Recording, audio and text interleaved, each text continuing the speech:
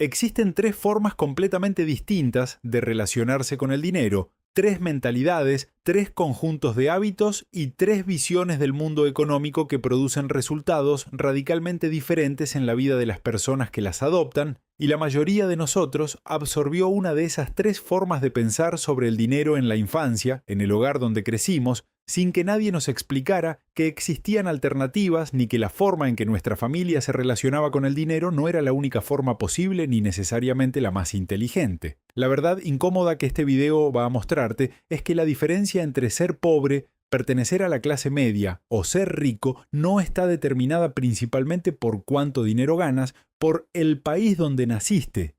por la familia que te tocó o por las oportunidades que el sistema te dio o te negó, aunque todos esos factores importan y sería deshonesto ignorarlos. La diferencia más profunda y más determinante está en cómo piensas sobre el dinero. ¿Qué crees que es posible para ti? ¿Qué haces con el dinero cuando llega a tus manos? ¿Y qué decisiones tomas de forma repetida y consistente a lo largo de los años? Esas diferencias no son pequeñas ni superficiales, son diferencias fundamentales en la forma de procesar la realidad económica cotidiana que con el tiempo producen mundos financieros completamente distintos para personas que en el punto de partida tenían condiciones muy similares. En este video vas a ver esas diferencias con una claridad que probablemente nunca te habían mostrado antes, y lo más importante, y vas a entender exactamente qué puedes cambiar en tu propia forma de pensar y de actuar para moverte deliberadamente hacia la mentalidad que produce los resultados que quieres en tu vida financiera. Parte 1. ¿Cómo piensa cada nivel? La mentalidad que separa a pobres, clase media y ricos, la mentalidad de escasez que caracteriza a las personas que permanecen en situación de pobreza,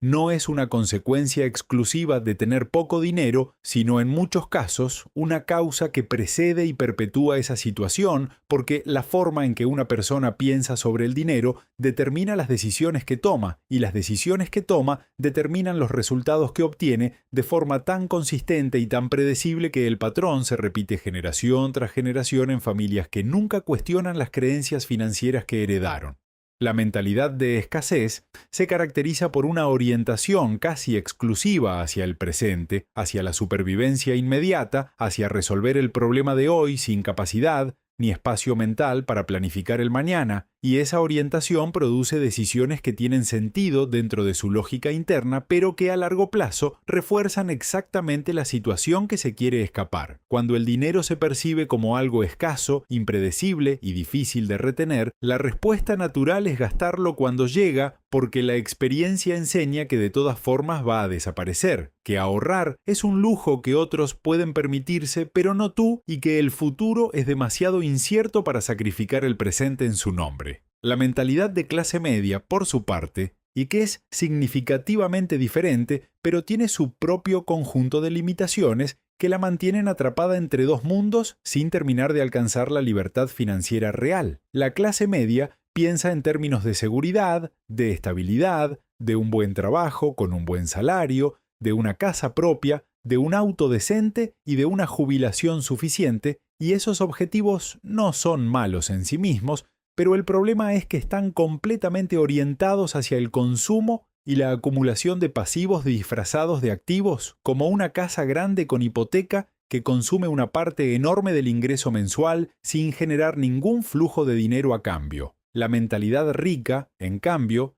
opera desde una lógica fundamentalmente diferente a las dos anteriores, y esa diferencia no tiene que ver con la cantidad de dinero disponible, sino con la forma en que se percibe el dinero, su función y su potencial. Las personas con mentalidad rica ven el dinero no como algo que se gana para gastarse, ni como algo que se acumula para sentirse seguro, sino como una herramienta que se despliega estratégicamente para generar más dinero, para comprar tiempo, para crear opciones y para construir sistemas que produzcan valor de forma independiente a su presencia física constante. Mientras la mentalidad pobre pregunta cuánto cuesta esto y la mentalidad de clase media pregunta si puedo pagar las cuotas de esto, la mentalidad rica pregunta cuánto va a producir esto, que qué retorno voy a obtener de esta decisión y cómo este movimiento me acerca o me aleja de la libertad financiera que estoy construyendo. Esta diferencia en la pregunta que se hace antes de cada decisión financiera parece sutil, pero produce consecuencias enormes y acumulativas con el tiempo, porque una persona que evalúa cada decisión económica en términos de retorno y de construcción de patrimonio toma decisiones radicalmente distintas a lo largo de los años que una persona que evalúa las mismas decisiones en términos de costo inmediato o de capacidad de pago mensual. Lo más importante y más liberador de entender estas tres mentalidades es que ninguna de ellas está determinada de forma permanente por las circunstancias externas, porque la mentalidad es una construcción interna que puede examinarse,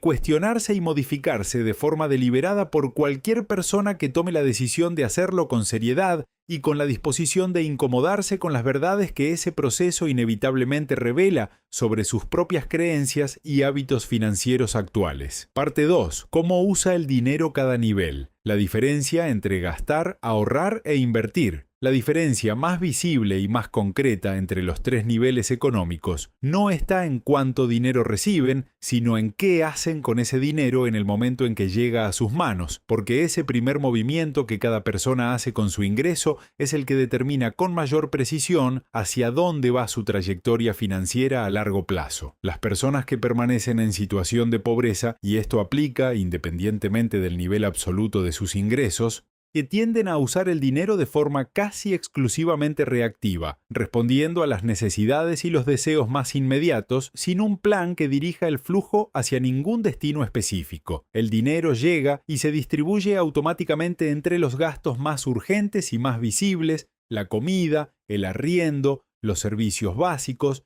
y lo que sobra después de esos gastos esenciales se consume rápidamente en gastos variables que no generan ningún valor duradero. No hay un porcentaje reservado para el ahorro, no hay una inversión recurrente, no hay un destino intencional para ninguna fracción del ingreso más allá de la supervivencia inmediata, y esa ausencia de dirección intencional significa que cada mes el ciclo se reinicia exactamente desde el mismo punto sin que el patrimonio se mueva en ninguna dirección, porque no hay ninguna decisión activa que lo empuje hacia ningún lado. La clase media usa el dinero de una forma aparentemente más organizada, paga sus cuentas, tiene algunas deudas estructuradas como la hipoteca y el auto, puede tener un pequeño ahorro en una cuenta bancaria y ocasionalmente hace alguna inversión modesta en un fondo de pensiones o en un instrumento similar, pero la proporción de su ingreso que va hacia activos que generan rendimientos reales es pequeña comparada con la proporción que va hacia gastos de consumo y hacia el servicio de deudas que financiaron ese consumo,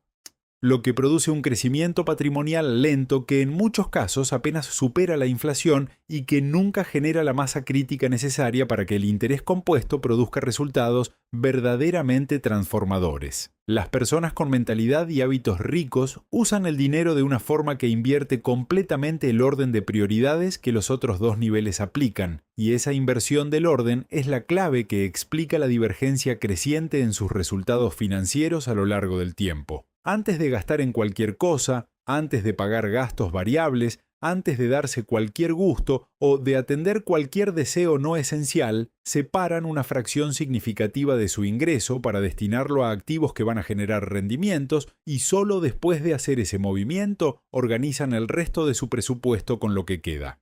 Este principio de pagarse primero a uno mismo no es nuevo ni sofisticado, pero su aplicación consistente produce resultados que parecen extraordinarios precisamente porque la mayoría nunca lo practica con la disciplina y la consistencia necesarias para que el interés compuesto tenga tiempo de hacer su trabajo a escala significativa. Además, las personas con mentalidad rica distinguen de forma clara y habitual entre gastos que consumen valor y gastos que generan valor y orientan deliberadamente sus decisiones de gasto hacia la segunda categoría siempre que es posible, invirtiendo en educación que incrementa su capacidad de generar ingresos, en herramientas que aumentan su productividad y en activos que producen flujos de efectivo recurrentes y en experiencias que amplían su perspectiva y sus conexiones de formas que tienen retornos difíciles de cuantificar pero profundamente reales. La diferencia entre estos tres patrones de uso del dinero, gastarlo todo por necesidad o por hábito, gastarlo casi todo con algo de ahorro residual o invertir primero y vivir con lo que queda, es la diferencia que con el paso de los años produce los tres mundos financieros completamente distintos que las estadísticas de patrimonio neto muestran con una claridad que no deja lugar a interpretaciones optimistas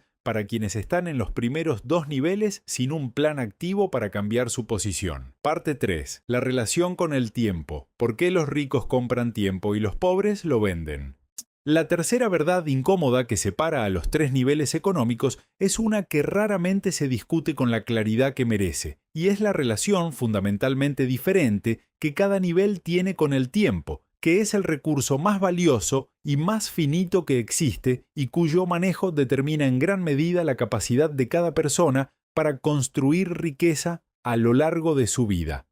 Las personas en situación de pobreza están atrapadas en lo que los economistas llaman la trampa del tiempo, que es la condición en la que todo el tiempo disponible debe venderse a cambio de dinero para cubrir las necesidades básicas, sin que quede ningún margen temporal para dedicarlo a actividades que construyan valor a largo plazo como educarse, desarrollar habilidades, construir un negocio o gestionar inversiones.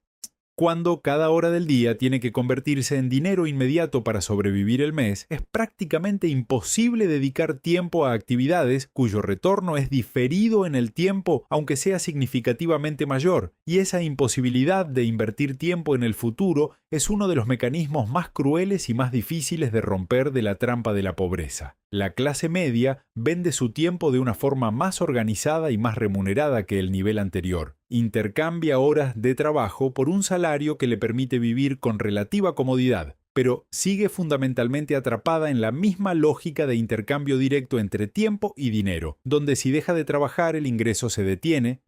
donde las vacaciones son un lujo que se gana con tiempo trabajado previamente y donde la libertad temporal está siempre condicionada por la necesidad de estar presente en un trabajo para que el dinero siga llegando de forma predecible y suficiente para sostener el estilo de vida construido alrededor de ese ingreso. Lo que distingue de forma radical la relación con el tiempo de las personas con mentalidad y hábitos ricos es que en algún punto de su trayectoria financiera toman una decisión deliberada de dejar de intercambiar tiempo por dinero de forma directa y empezar a construir sistemas, activos y estructuras que generen dinero de forma independiente a su presencia y a sus horas activas de trabajo. Un negocio que funciona con empleados y procesos que no requieren la presencia constante del dueño, y un portafolio de inversiones que genera rendimientos mientras el inversor duerme, una propiedad que produce renta mensual sin que el propietario tenga que hacer nada operativo para generarla, son todos ejemplos de mecanismos que desconectan el ingreso del tiempo de forma parcial o total, y esa desconexión es el momento en que la libertad financiera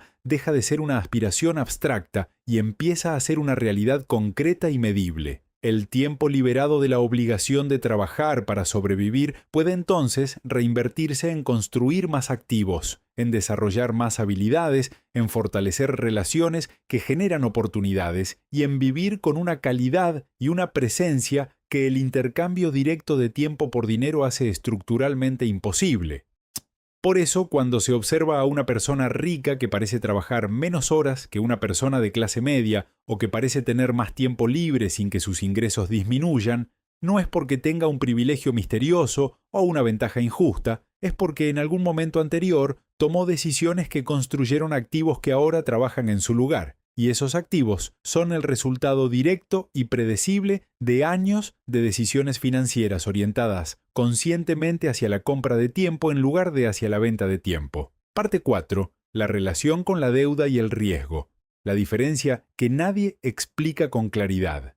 La cuarta verdad incómoda que separa a los tres niveles económicos está en algo que todos usan, pero que cada nivel usa de una forma tan diferente que el mismo instrumento que destruye el patrimonio de unos construye el patrimonio de otros, y ese instrumento es la deuda. Entender cómo cada nivel se relaciona con la deuda y con el riesgo es fundamental porque desmonta uno de los mitos más extendidos en las conversaciones sobre dinero, que es la idea de que la deuda es intrínsecamente mala y que la actitud financieramente inteligente es evitarla a toda costa, cuando la realidad es significativamente más matizada y más útil que esa simplificación. Las personas en situación de pobreza tienden a acceder a las formas de deuda más costosas y más destructivas que existen, Y no porque sean financieramente irresponsables por naturaleza, sino porque son las únicas formas de crédito a las que tienen acceso dado su perfil económico. Los préstamos informales con tasas de interés exorbitantes, las casas de empeño, los créditos de nómina con costos financieros que en términos anualizados pueden superar el 100% y las tarjetas de crédito de alto riesgo con tasas que duplican o triplican las del mercado formal son instrumentos que consumen una fracción enorme del ingreso en intereses sin construir ningún activo a cambio, generando un ciclo de deuda que se retroalimenta y que hace cada vez más difícil salir de la situación de escasez que motivó el endeudamiento en primer lugar. La clase media accede a formas de deuda más estructuradas y con tasas más razonables, hipotecas, créditos automotrices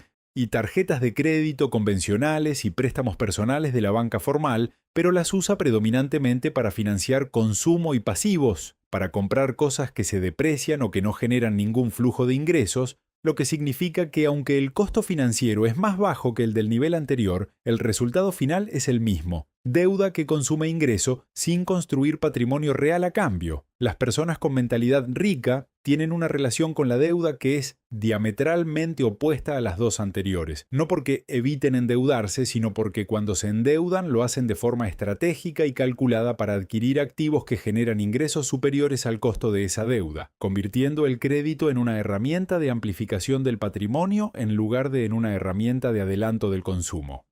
Un empresario que toma un préstamo al 8% anual para comprar una propiedad que genera una renta del 12% anual está usando la deuda para crear una diferencia positiva entre el costo del dinero prestado y el rendimiento del activo adquirido, lo que en finanzas se llama apalancamiento positivo y que es uno de los mecanismos más poderosos para acelerar la construcción de patrimonio cuando se aplica con criterio y con una evaluación rigurosa de los riesgos involucrados. Su relación con el riesgo también es fundamentalmente diferente, porque mientras la mentalidad pobre evita el riesgo por miedo a perder lo poco que tiene y la mentalidad de clase media evita el riesgo por comodidad y por el deseo de preservar la estabilidad que tanto le costó construir, la mentalidad rica entiende el riesgo como algo que puede gestionarse, calcularse y mitigarse a través de la información, la diversificación y la experiencia, y está dispuesta a asumir riesgos calculados porque entiende que el mayor riesgo de todos es no tomar ninguno y llegar a la vejez con el mismo patrimonio modesto que se tenía a los 30 años después de décadas de trabajo y de ahorro insuficiente. Esta disposición diferente ante el riesgo no es imprudencia, sino el resultado de una educación financiera que permite distinguir entre el riesgo ignorante, que es apostar sin información, y el riesgo calculado, que es tomar decisiones con información suficiente, con un plan de contingencia claro y con una tolerancia a la pérdida que no compromete la estabilidad financiera fundamental de quien lo asume.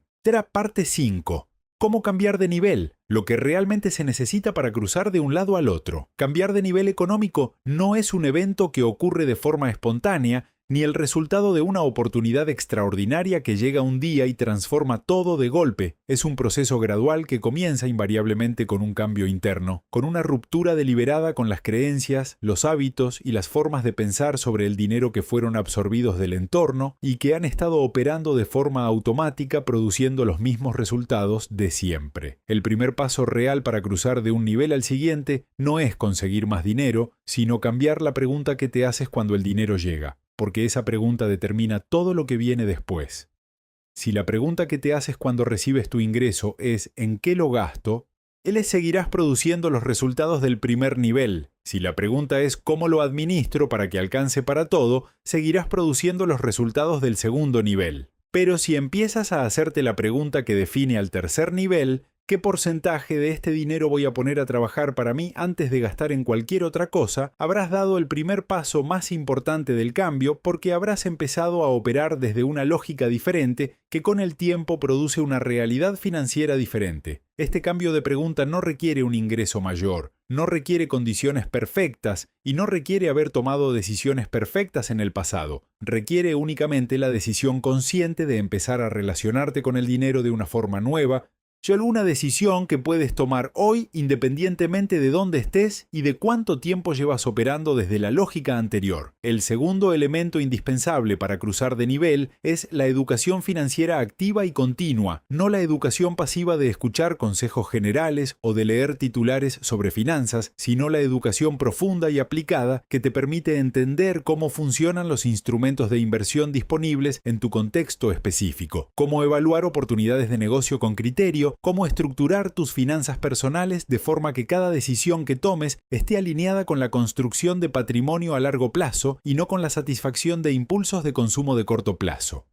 El elemento final y quizás el más subestimado de todos los que se necesitan para cambiar de nivel económico es la paciencia combinada con la urgencia. Dos cualidades que parecen contradictorias, pero que en la práctica son complementarias e igualmente indispensables. La urgencia es necesaria porque cada mes que pasa sin tomar decisiones diferentes es un mes de interés, compuesto perdido que no se puede recuperar, un mes de hábitos del nivel anterior reforzándose y haciéndose más difíciles de cambiar, un mes de distancia creciente entre donde estás y donde podrías estar si hubieras empezado antes. Pero la paciencia es igualmente necesaria porque los resultados del cambio de mentalidad y de hábitos financieros no son inmediatos ni lineales, y los primeros meses y los primeros años de aplicar los principios del nivel siguiente producen resultados que pueden parecer modestos e insuficientes para quien está acostumbrado a buscar gratificación rápida, y esa aparente lentitud inicial es exactamente el punto donde la mayoría de las personas abandona,